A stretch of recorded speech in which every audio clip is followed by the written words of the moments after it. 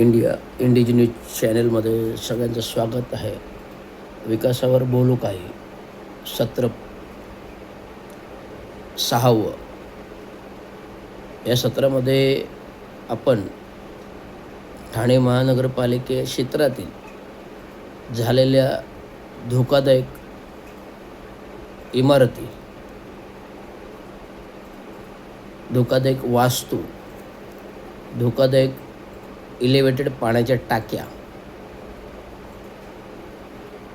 विविध सार्वजनिक इमारती ज्या महानगरपालिकेच्या अधिपत्यात आहेत. उदाहरणार्थ नौपाड्यामधील प्रभाग समिती अंतर्गत शाहू मार्केट,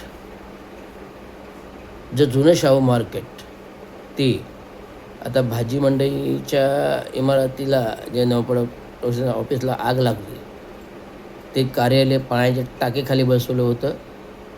ते मध्ये मी सगळे मेसेजेस व्हायरल केले आणि त्या अंतर्गत ते कार्यालय आता कोपरी इथे शिफ्ट केले, कोपरी प्रभाग समिती कार्यालय. आणि कोपरी प्रभाग समिती कार्यालय जे कोपरी प्रभाग समिती कार्यालय होते, आता ते कोपरी नौपाडा प्रभाग समिती, त्यामुळे ते सब कार्यालय फार बिकट, ते पण धोकादायक आहे, ते पण दुरुस्ती चालू आहे. कोपरीतील फतिबाचंद हॉस्पिटलची दुरुस्ती आणि नुकतंच इंटेरियर डेकोरेशन ते काम चालू आहे.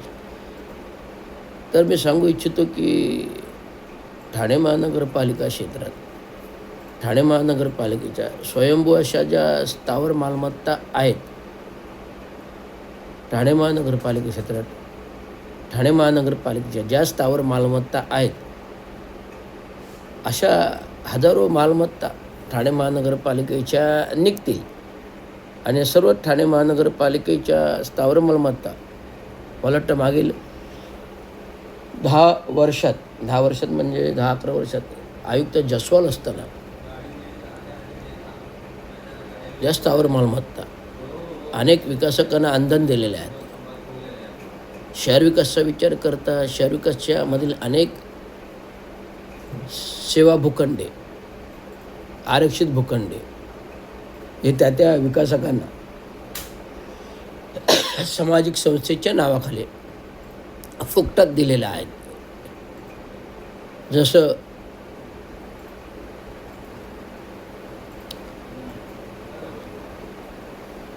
साकेत रोड बालकुमला जाताना जे ग्लोबल हॉस्पिटल आपण कोविडचं बांधलं होतं, ते ग्लोबल हॉस्पिटल कॅन्सरसाठी कॅन्सर हॉस्पिटल म्हणून जितू या संस्थेला फुकटात दिलेलं आहे.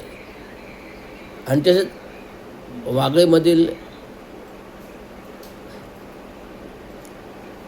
LIC ऑफिसच्या मागचा जो परिसर आहे, हजुरी वागळेमधील हजुरी पार्क आहे, तिकडेचे जे हॉस्पिटल्स आहेत,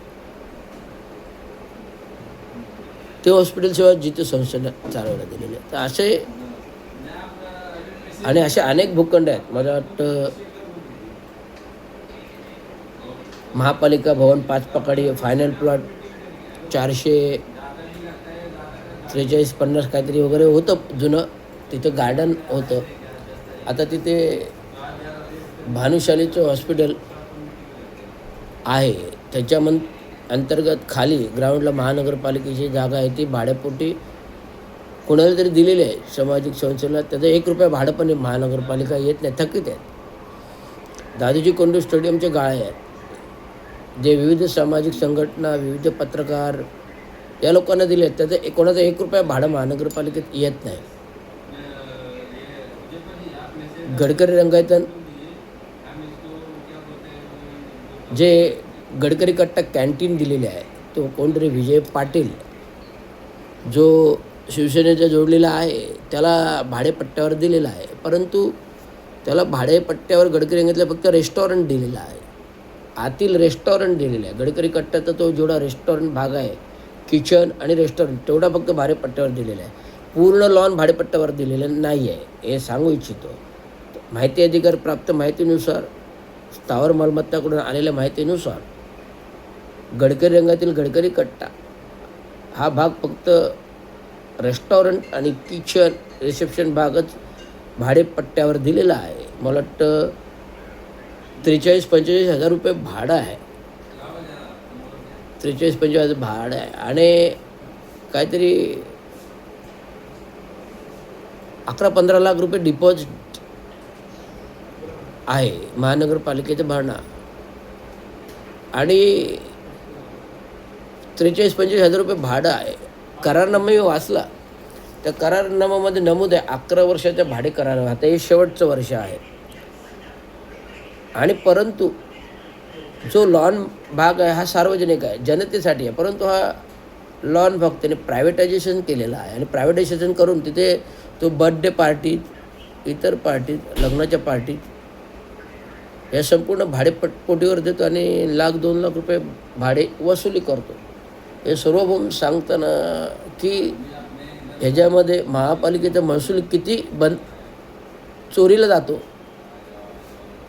म्हणजे आपण गडकरीचं रेस्टॉरंट आणि लॉन हा वेगळा आहे आणि लॉनचं भाडेपोटी तो भाडं कमवतो. लाख रुपये, 50,000, लाख रुपये, 1.5 लाख रुपये, 2 लाख रुपये आणि विविध पार्टी फंक्शन्ससाठी देतो. मग तो महानगरपालिकेचा महसूल बुडीत आहे की नाही, म्हणजे महानगरपालिका त्याच्याकडून भाडं घेते असंही दाखवले जाते आणि तो महानगरपालिकेकडून महापालिकेचेच पैसे वसूल करतो आहे महसूल असंही दिसून येते. तो महानगरपालिकेला डिपॉझिट भाडं गडकरी कट्ट्याचे देतो आहे असं दाखवलं जातं करारनाम्यातून, परंतु जो बाहेरील लॉन आहे त्याचे तो महसूल अंतर्गत भाडेपोटीने देतो कार्यक्रमाला, तो पैसा तो वसुली घेतो. म्हणजे तो महानगरपालिकेतूनच वसुली करतो असं एकंदरीत कागदावरून दिसून येतं. म्हणजे अशा धुरंधर महानगरपालिकेच्या मालमत्ता पार कोपरी पाच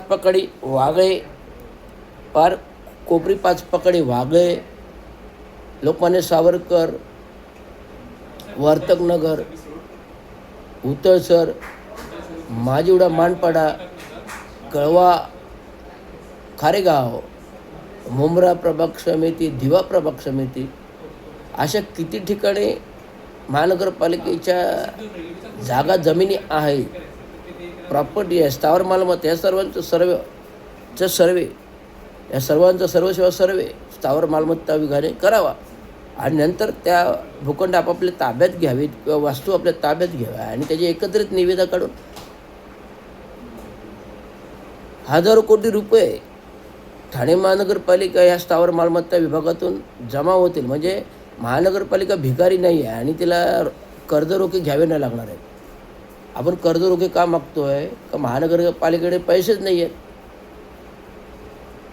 महानगरपालिकेकडे पैसेच नाहीत आणि विकास प्रकल्प 10,000 कोटीची कामं बाहेर चालू आहेत आणि तुम्ही 400 कोटीचा 10,000 कोटी आणि तुम्ही 400 कोटीचं फक्त 2-2 टप्प्यामध्ये कर्जरोखे घेणार, त्यातून